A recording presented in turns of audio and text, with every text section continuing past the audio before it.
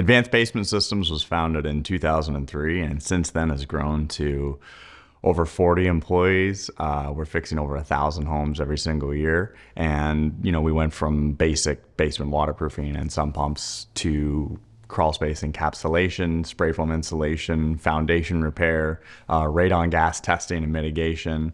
And, these things were all intertwined really with the subterranean level. We could always help someone in some way in their basement or crawl space with these different services.